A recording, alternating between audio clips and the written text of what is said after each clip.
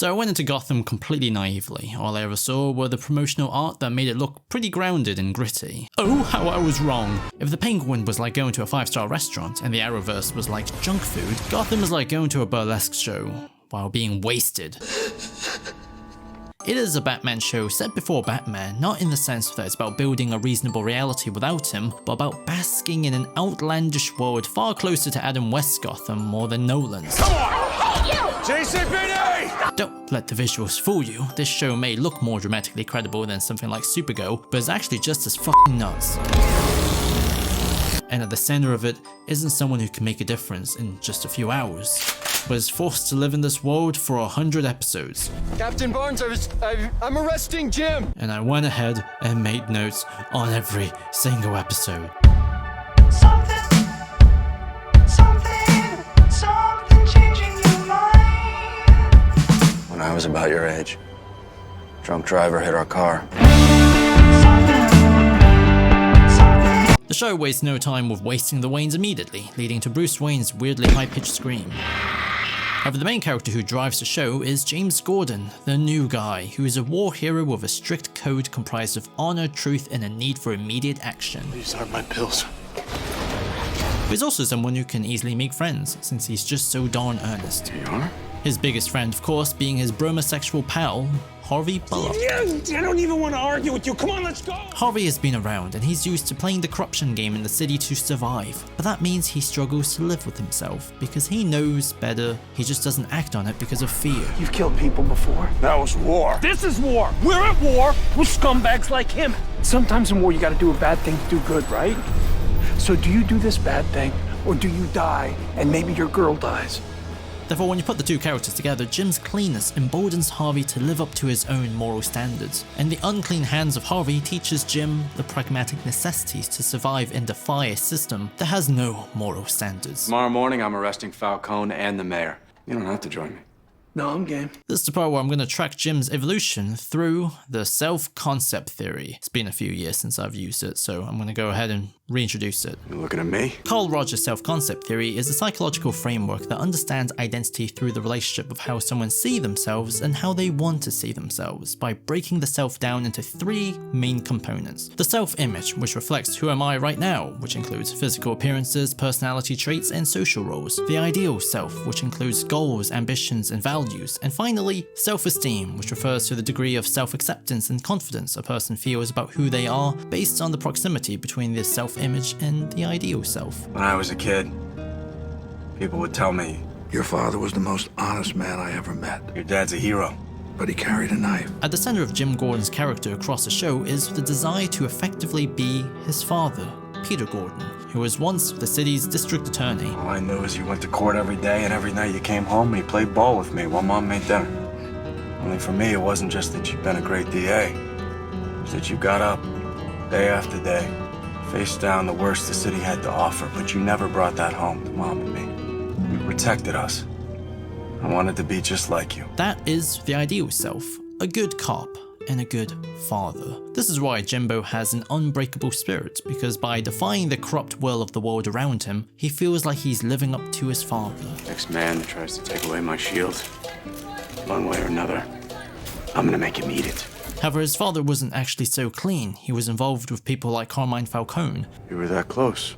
At one time. Because order in Gotham is not a matter of defeating crime, but coexisting with it in a compromise in order to protect the innocent. He's a bad man, but he's the best bad man we got. Falcone loses control. Maroni's too wild to run Gotham. It's a hard lesson Jim has to learn, and one character who helps him with it is bizarrely enough the Penguin. You owe me a favor, Jim. Oswald Cobblepot worked for Jada Pinkett Smith and got smacked around by everyone, but beneath his sniveling exterior is someone who wants to have everything, otherwise he's always close to exploding into violence. But he loves Jim for sparing him because he longs to be loved and to have friendship. Get on the winning side. Winning side my ass. Therefore, he gives Jim genuine honor. He saved Jim at one point when he was in trouble with Falcone. Thank you so much for sparing him. However, this also means there's something fundamentally uncomfortable about the fact that this show is about watching a clean cop become a dirty cop. And Gotham's answer, you see, is to fully embrace the logic of a Saturday morning cartoon. Hey, sweetheart. Give me a double espresso, extra sugar. The two what the moments that really made this sink in was when Zaz, played by Metamorpho, goes to GCPD to kill Jimbo and no cop stands up for him. There are 50 cops in here. Everybody out. The other is when Jimbo is sent to work in Arkham and he's just himself. He's so unfazed that Leslie Tompkins falls in love with his macho-ness. Which works out because Jim's actual fiancée Barbara turns out to be barking mad. This cartoon logic is what provides the show a moral equilibrium to balance everything onto. Because by being big, bold and obvious, no one really gets hurt. Betrayal is a matter of play, and death is more like an inconvenience. That's my partner you got there. You are effectively watching adults play cops and robbers. Therefore, Jim and Oswald's relationship end up working under these terms. Let's not quibble. In other words, it's closer to play than dramatic. We all died together in a blaze of glory. As a result, season 1 is about learning to live with integrity in a world governed by casual barbarism, where nobody is protected because the police don't even try to hide being just another gang. That's how it works out. That's fine with me. How about you, Harvey? Fine by me. Oh, God. Integrity then leads to Bollock quitting and Jimbo being demoted to traffic officer before being dismissed. I hoped demotion to uniform duty would suffice to make you quit. It worked for your partner. But Jim refuses to break. He's so macho, in fact, he immediately goes home and Leslie Tompkins. But the purpose behind his position of strength is to tear him down completely, and it starts with him making too many compromises. Are you not sacrificing the greater good for the sake of your dignity? All because little rascal Bruce Wayne tells Jim to be more flexible with his morals. Thus, he makes a deal with Penguin to get him reinstated. Thanks, kid. Don't worry about a thing. Therefore, to a large extent, Jim is more like Harvey than himself this season. He's more comfortable in Gotham, and is confident in his ability to play in it. And dead to me. He's still enthusiastic about cleaning the force and saving the city, but there's inherent conflict of trajectory now. Thus, to symbolize this, Michael Chiklis shows up to represent the man Jim was before, a bold war hero that's unbreakable regarding crime and corruption. Jarhead, huh? Who would have guessed? Come on, Jim, we've seen this type. Come and go, idealist. Always looking to walk the straight line. Gotham doesn't have straight lines. It's got twists and turns and dead ends. Yeah. It doesn't have to be that way. Back in season 1, Jim and his collective idealism could have potentially changed the city by force, but now Jim is the one who's slowly trying to educate Chiklis on how Gotham is different, that the law should bend to fit justice, as opposed to the other way around. There is no line. It's just the law. That's what separates us from the animals. Because the era of the gangsters is coming to an end now that the old guard has been circumvented. Carmine Falcone has left Gotham, Maroni is dead, and Jada Pinkett Smith got pushed off a building by Penguin. So we now enter a more fantastic world where nothing is official, just big personalities.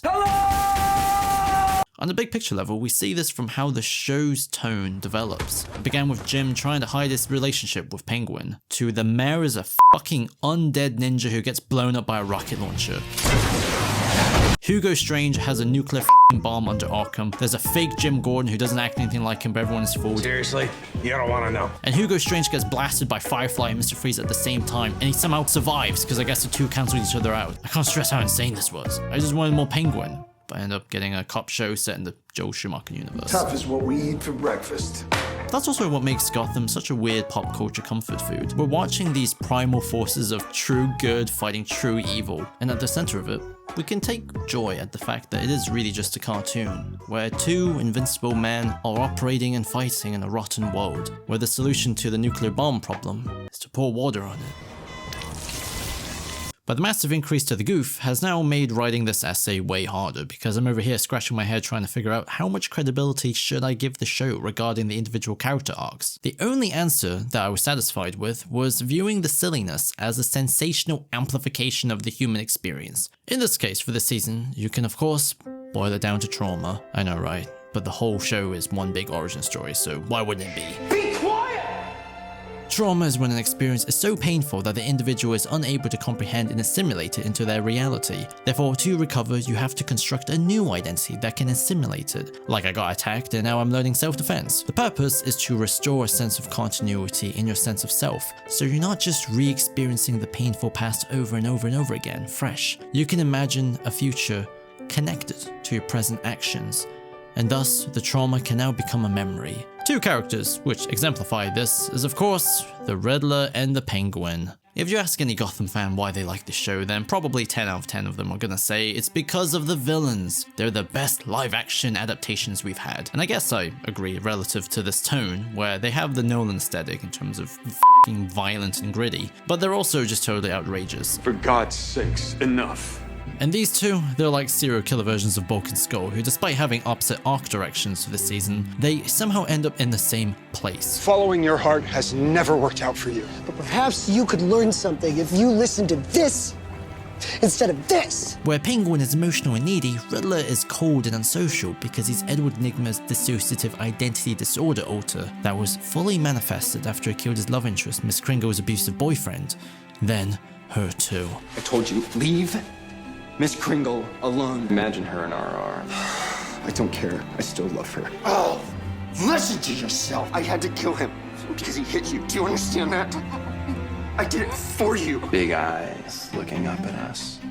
Soft, trembling flesh. Be a man! You're an odd man, Mr. I love you. I've loved you since the first moment that I saw you. As a response to the trauma, Riddler protects Edward Nygma from guilt, for the reason that he's an identity that doesn't see what he did as a mistake, but instead is the beginning of something. It's all I have left to remember her by. But when I look at these, I don't feel sadness anymore. I feel gratitude. And like the butterfly, I've come to realize that I cannot be a caterpillar once again. Whereas Penguin's supervillain path is actually undone because he discovers his aristocrat dad, someone who feels awful for leaving him and his now dead mother, and upon being provided safety in a new identity that's not a crime lord, but merely a son to a man who loves and forgives him, it actually gives Oswald trauma over his previous actions. I forgive you for all your past transgressions. Be free of them and live here in peace. Oswald's father gives him everything in his will, but then his f***ing new bitch family poisons him with acid. Why? Why? He's not supposed to. And treats Oswald like a servant. So in retaliation, he forces his stepmother to eat her kids. No. As opposites, Riddler and Penguin balances each other with insight that they individually overlook. It's just a shame that they individually view the world in uniquely selfish ways, so their guidance always arrives at the same conclusion. It's everyone else's fault, you're better than them. Being a monster is good. For some men, love is a source of strength.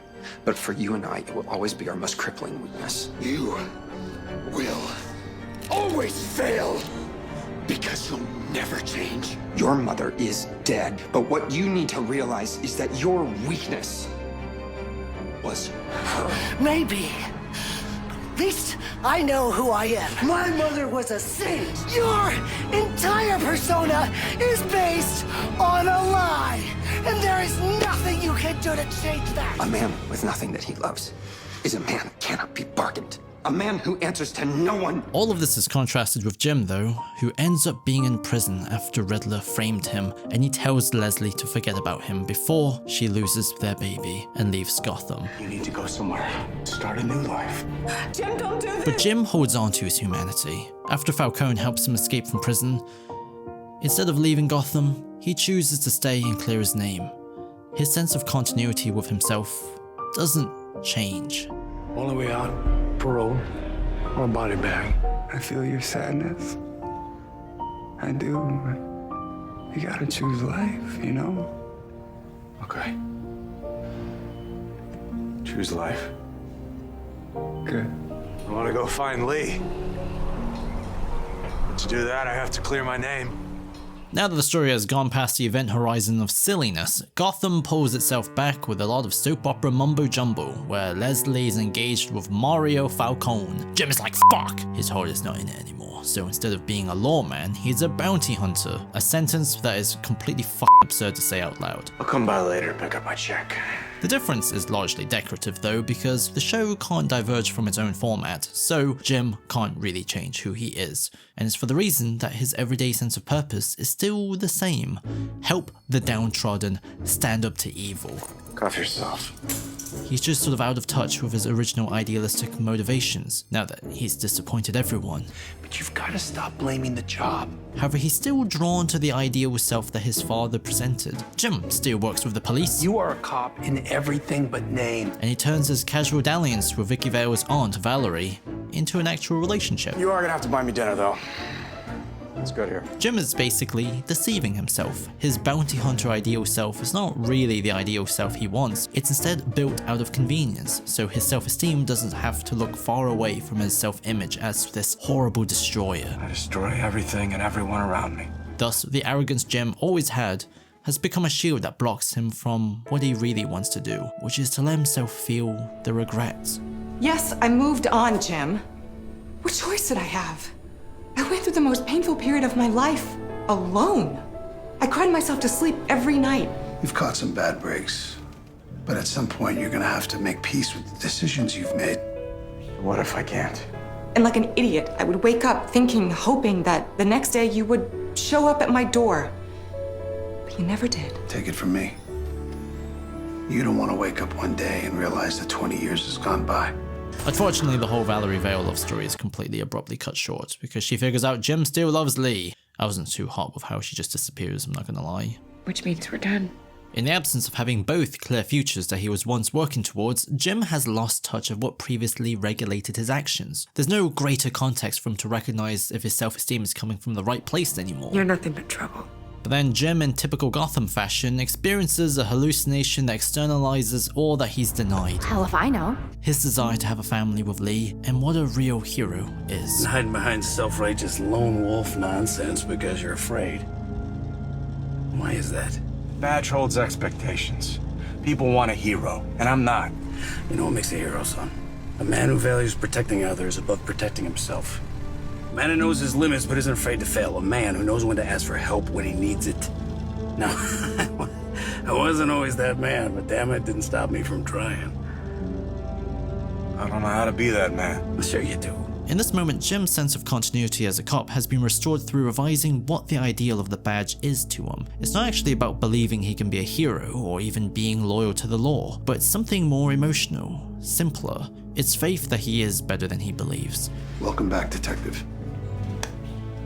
The badge is actually a mirror that reminds him that his self-image and his ideal self were never that far apart despite all of his mistakes. In fact, it's his time away that's made him the perfect lawman for Gotham, because he has a balanced perspective now, in which, to hammer this down, Michael Chiklis gets infected with crazy blood that gives him super strength and unleashes his need to just keep shouting guilty. Guilty! This method of getting rid of the characters so there's space for Jim and Harvey to ascend in the ranks is so dumb, and the way Chiklis dresses later on is so stupid that I genuinely had an out-of-body moment looking at all of this. Truly, when you stare at Gotham for too long, Gotham stares back at you. Thankfully, the 3 years Jim spent in Gotham taught him not to dress like a scrotum covered in sellotape, but the humility and wisdom to understand that achieving justice in Gotham inevitably requires action outside of the badge. But the badge itself still offers important aspirational values that's worth protecting. So as Jim and Michael Chiklis has once again seemingly appeared to have swapped sides, you're just the same as I am. Where one believes more in the law and the other believes in breaking it for results, when Jim is asked to join, he refuses. No, and I'll decide who I am.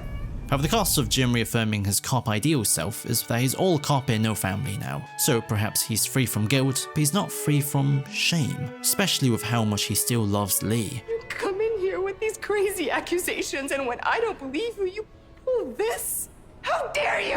Who's marrying someone who's been infected with also crazy blood. Jim then f***ing shoots him when he's about to grab a knife. All the drama leads to Leslie infecting herself and Jim in order to prove that he's an irredeemable killer. See how well I know you, Jim? Which I guess isn't that far off when he punches through a goddamn ice wall to stab Jada Pinkett Smith with a sword. Turn into the ground. Jim no longer denies being a monster. So the purpose of all of this I love you, no I don't, yes I do soap opera chunk is to burn away the remaining vulnerable parts of Jim that is corruptible, because his big climactic choice for this season is deciding to escape with Leslie while they're both in their dark mode, or cure her literally with his badge. If you love Lee, go save her. He of course does the latter, and they end up unconscious together on the train, with their dream once again unrealized. But what's up with Oswald? Oswald becomes Mayor Fair and Square because Riddler made sure of it, which in turn finally lets Oswald believe he is in fact loved, and he is also in love with Riddler. I would do anything for you. However, it leads to jealousy when Riddler falls in love with a woman who looks exactly like Miss Kringle, someone who's a bit mad herself. I've lived my whole life inside the pages of a book. However, that leads to him being haunted. It's only a matter of time before... But he's proven he has changed when he doesn't kill her. Keep him on. But then Oswald kills her, and upon learning Penguin loves him, Riddler is confused. He doesn't feel it himself. What? I did it because I love you. However, it all boils down to them being enemies again. These events are just merely evidence that Penguin can't ever truly romantically love someone, and Riddler can't trust anyone. I know you, Ed.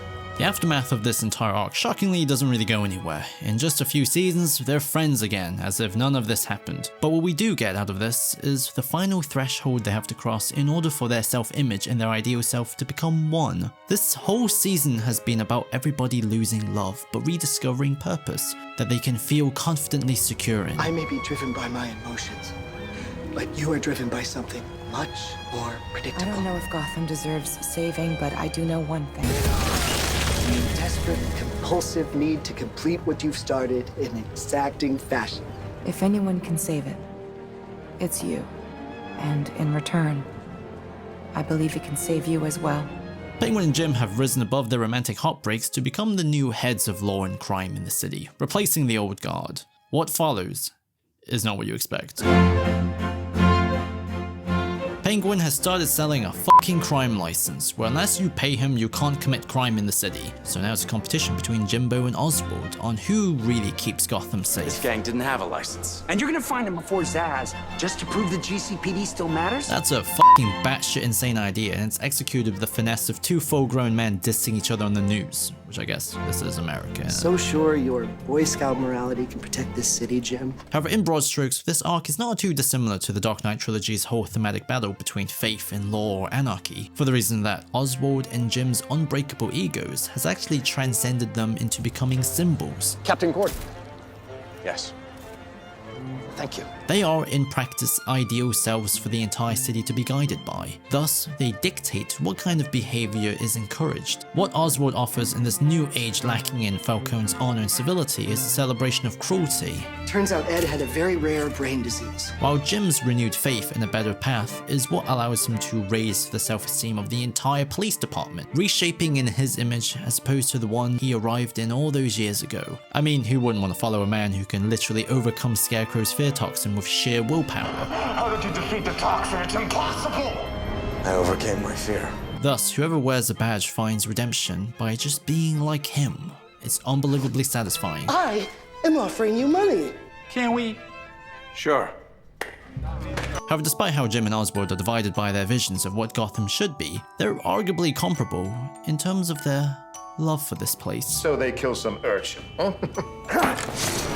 They're looking after Gotham by shaping it around what they've learned. So then, Jim's big mistake is overlooking this and going back to ask for help against a penguin from a retired Carmine Falcone, which then attracts his daughter, Sophia, to take Gotham for herself. She then strings everyone along. She pretends to be friends with Oswald. I worry Sophia is only pretending to be my friend. She pretends to be on Jim's side while making sure he'll replace Harvey's captainship as he fails. Jim, I shot Officer Patel. What the hell was I supposed to do? Both Jim and Harvey seized the puppeteering at work, but what no one could count on was her killing Falcone to make it look like the Penguin did it. Therefore, not knowing this, Jim wipes the floor of Penguin's men and wins by a huge margin. All that Jim wanted to do at the very beginning, what Michael Chiklis failed to do, he completes in a week. But now Sophia has everything.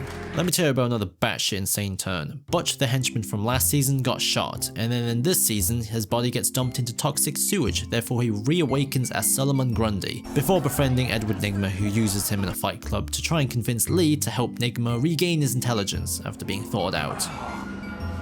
Speaking of Lee, there are two universal constants in this universe. Everybody wants revenge on Jim Gordon at one point, and all of his former love interests ends up having a dark character arc. Thank God, Valerie Vale got out. It's good here. Anyway, Lee transcends to becoming the scrappy leader of the Narrows as she tries to reform them into a better society, and starts an affair with the Riddler. Not Nygma, but Riddler. The fact that she's with you in whatever way she's with you. Oh, Jim. Smartest man in Gotham. And you let your heart do the thinking. She's with me in every way. He's attracted to her confidence, her cunningness, which even gives him newfound purpose. However, he can't get over his jealousy and ends up being consumed by it in the end, knifing Leslie. Quite possible. However, she actually knifed him first, because despite being sincere in offering a life with him, she's not naive over his nature. Sooner or later, you were just gonna kill me.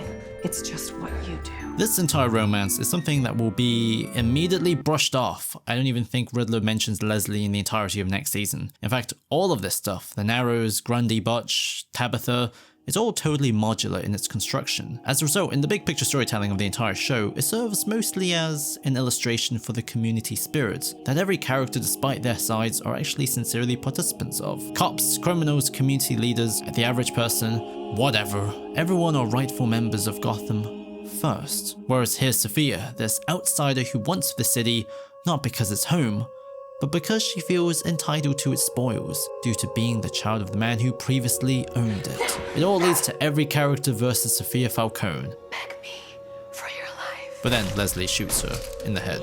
Technically she's in a coma, but we don't see her ever again, so she might as well be dead. Harvey then visits Jim in hospital. As Jim wants to come clean, Harvey says no. The city needs a hero. And right now that's just Jim Gordon. The GCPD loses its hero. No, you want to pay your debt. You live with it. There's no way for me to get into season 4 without getting into its version of the Joker, the breakout character that famously helped popularize Cameron Monaghan before he became Cal Kestis in Star Wars. You see, there was a murder in Haley Circus, the Snake Lady, and it's revealed Jerome killed his own mother.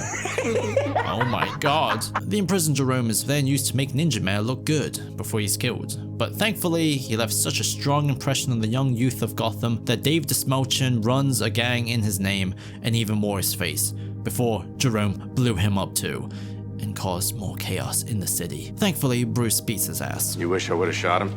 Yeah, he'd probably just come back from the dead again. I wrote paragraphs on each of these appearances, but then none of it could be used because it doesn't matter. This Jerome character isn't the Joker, but it's actually his brother, Jeremiah, and he nukes the goddamn city. Jerome and Jeremiah are less like characters, but more like the weather with no equal force, and the effects they have on the people of Gotham is kind of like a radio frequency that everyone can tune into and join into a collective hallucination where the old games can be ignored. There's no need to try and find some sort of virtuous interpretation of being a monster. Actually, you can just get away with being one anyways, and just laugh in the ashes. No, you promised the city 6 hours! And whose fault is it that I changed my mind? But the show has a background project set across all the seasons from the very beginning to respond to this. And that's little rascal Bruce Wayne, who's been learning about life on the streets with Selina, and dealing with silly shit like having a clone, and uncovering conspiracies involving the elite, namely the Court of Owls. Bruce, wake up. I'm not gonna lie, he's my least favorite part of the entire show up until now, because even though this is a young Batman, Alfred! seeing a sheltered rich kid learning about the real world is possibly the most uninteresting thing I could ever watch. He would never have to deal with something like his bathroom ceiling leaking because upstairs keeps overflowing their bath. But now Bruce has transformed into a boy of action that's capable and wise. At such a young age, all of these steps and adventures have given him the firm foundation to uncompromisingly love and value life. But what's all this training for? What are you gonna do with it? Your parents died in that alley 3 years ago, and maybe that man took away the pain of that night. You gotta find something that you really care about. Let it out! That's it! But there is no life, there is no love without pain. He could not touch the love that your mum and dad gave you, that you still have it in you, that you still have that. I will not kill. And you protect it at all costs. And when you find it, I will not kill. you'll never be lost again. As a result, Bruce Wayne becomes the mythical counterpoint to Jeremiah, and the latter can see this. This kid complements his own tune because of their differences. So if I can't have you as a brother, bonded by love... Where's Jeremiah? Then we'll just have to be bonded by hatred. While also, Ra's al Ghul wants a piece of Bruce, so he approaches Jeremiah to shoot Selina before getting pummeled by Alfred. Bruce and Barbara stabs Ra's al Ghul as he wants a new heir, but the bombs go off and the bridges are all gone. We end on the government gives up on Gotham, the criminals carve up the city, and Jim plans to take it back block by block. And to give the people hope, he shines a light into the sky to know that there's someone there for them. As he ascends up the arc of the police, hierarchy, the city falls apart.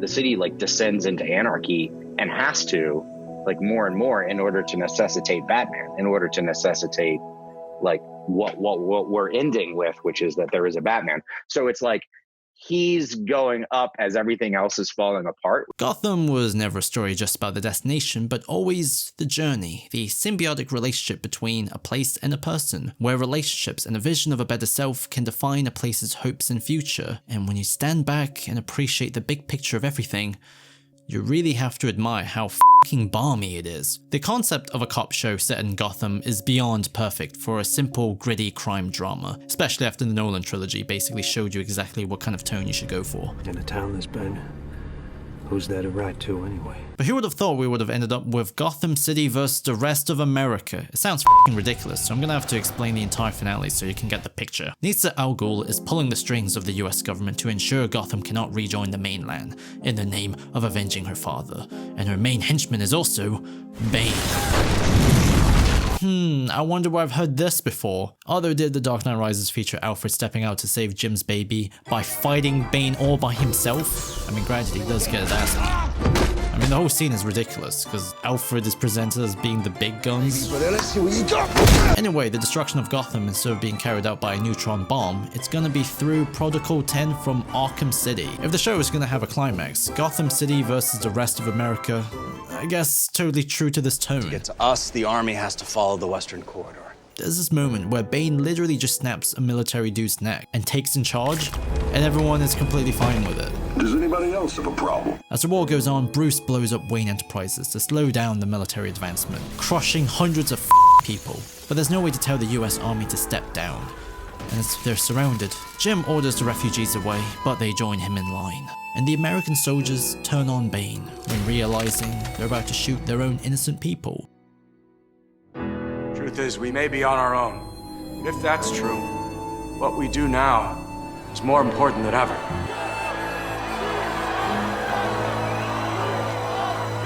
Everyone chanting "We Are Gotham" really summarizes the climactic intention of this entire final season, because the big question the story asks is what kind of people are they in the face of total neglect from the federal government, when all they have is each other? I have bodies lined up in the streets.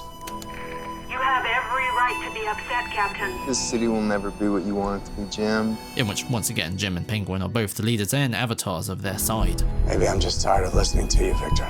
And the season really emphasizes that they love each other. In fact, love is something that's constantly celebrated. Jim creates Haven as a safe place for everyone, including gang members. Penguin attacks it, but ends up joining him after being backstabbed, where everyone chants his name afterwards.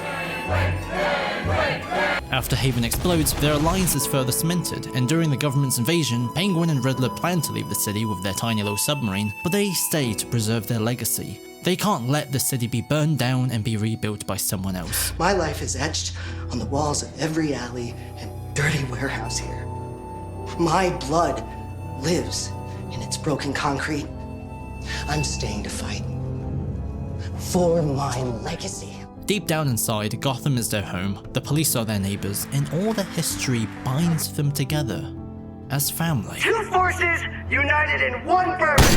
In regards to Jim, his anger towards the government, his guilt for those who died under his protection, and then finally his attempt to persuade a crowd from executing an innocent Zsasz. This is not justice.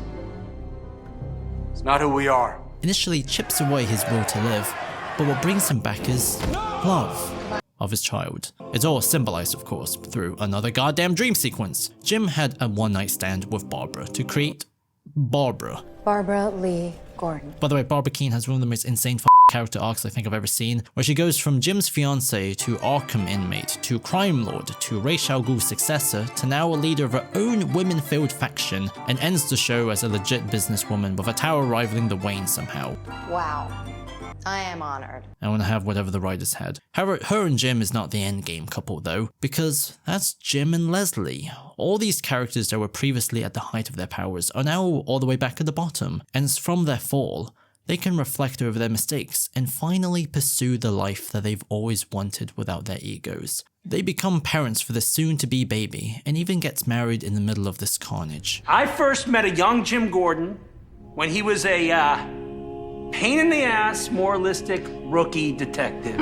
You know, seeing as I'm the best cop you've ever worked with and all. Oh. In the years since, he's evolved into a... Oh my God. You like? Oh my God.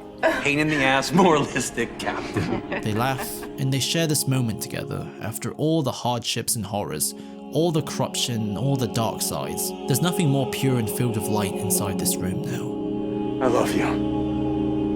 I've never stopped. I should have come to see you as soon as I got out of prison, but I couldn't. I couldn't bring myself to go in. I've regretted it every day since. Can we go home now?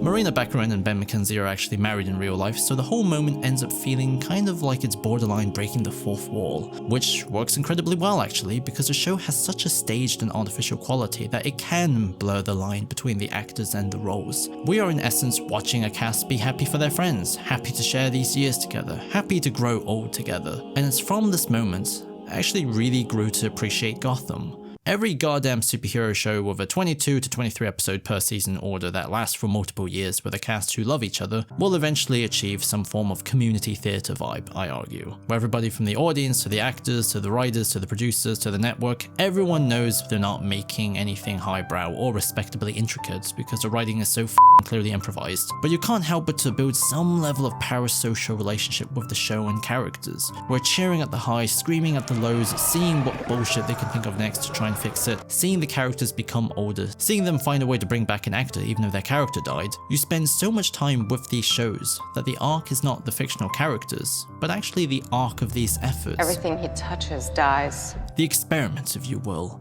where creativity, stupidity, likable characters, and sometimes beautiful drama are all mixed together. That's all of these shows. But Gotham has something the Arrowverse shows don't.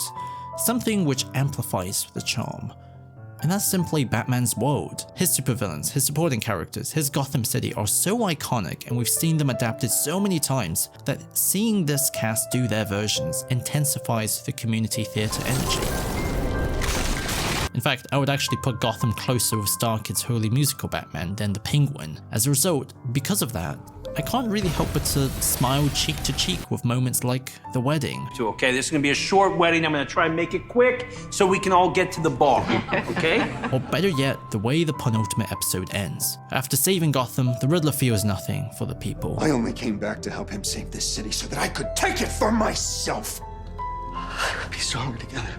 And Penguin agrees. As they're ready to kill each other, they don't, and even attend Jim's ceremony as commissioner. The actors, the characters, the writers, they all clearly love spending so much time together that I can't help but to feel that love too. You deserve this, Jim.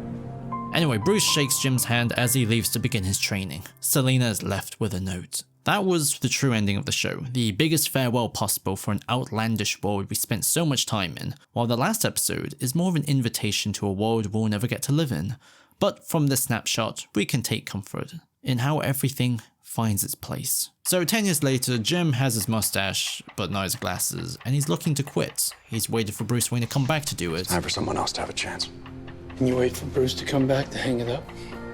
That's a coincidence? But then he decides to stick around after an entire episode of supervillain retribution that are foiled by our cast once again. It's especially hilarious for Riddler because he gets foiled multiple times across the same episode, so the tone of the entire episode is not really all that different. But all the characters are exactly who they should be in this cartoon world. Riddler and Penguin are cackling supervillains, Jeremiah is finally awake after pretending to be comatose for an entire decade. Oh, no, sorry, Joseph, John, Jay. And all three villains are stopped by Batman, while Jim and Harvey are left at all. So the dude's on our side. I think so. I was out the other night and I felt someone watching me. I know it was Bruce. Upon seeing Batman, Selina opens her little heart out to Bruce. I'll never leave Gotham again. Return the diamond. Like how? She defies him with a smile. The whole finale is unbelievably silly, but I had this feeling of release when the whole thing came together because the show felt oddly naked. Totally. Just here it is. A silly world for a sillier Batman, without him being silly himself, because he's not a man in this universe. He's the embodiment of the city's newfound spirit. He is everything Jim fought for. Justice that can walk between the law and crime. Where finally, the side of the angels have a charismatic symbol of their own. In a world filled with colourful demons. Alfred, Harvey, and Jim looks up. Batman is finally here. And he looks like his eyes are half open. From the first day I put on the badge. But this is not a city or a job for nice guys. I was told things could never change. You understand? No. 2 winters ago, my little sister was abducted by child snatchers. This place is a church. Mine. You found her and busted the scum that took her. Gotham was corrupt. Why didn't you just kill me, Oswald? GCPD was corrupt. Criminals and lowlives ran things. You were the one time I let love weaken me. I am offering you money. You just showed me different. Blood will run, and it will be on your head. Penguin will be coming. It's time we showed Gotham who we are. All wars come to an end. I promise you, however dark and scary the world might be right now, there will be light. That's what you promised Master Bruce all those years ago in the alley. You saved him. Gave him hope.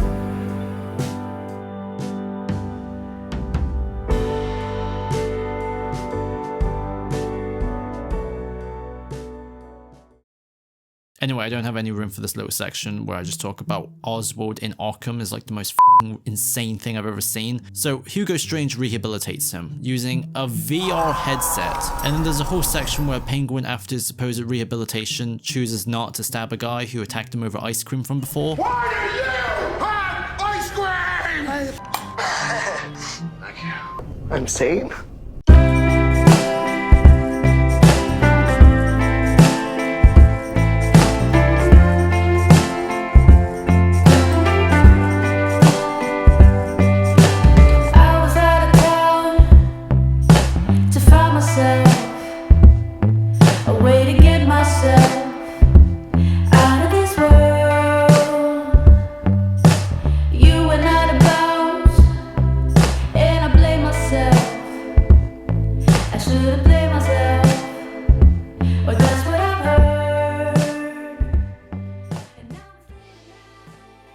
Thank you to the critic of innocence, Malpertius, Rebecca Snowhair, Altha Powell, Benign but Clever Alias, Blue as Things, Marsha Rather, Chad Smith 1, Stanley Lamb, Braden Jarrett.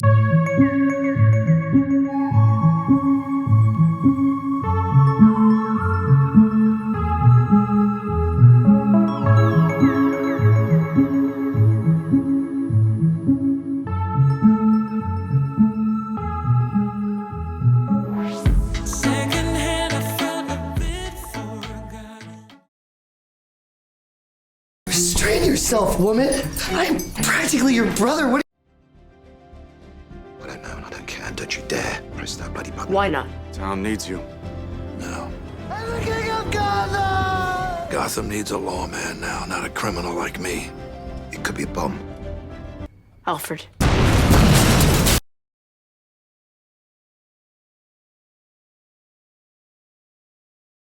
Well, originally he teams up with Riddler to figure out what Jada Pinkett Smith is up to. She now has the power to control people's minds via touch, but it exhausts her, so she needs Hugo Strange for her plan to build an evil army. The culmination of the storyline is that Oswald leads a massive mob of people to wipe out and burn her henchmen at the stake, while he can almost kill her.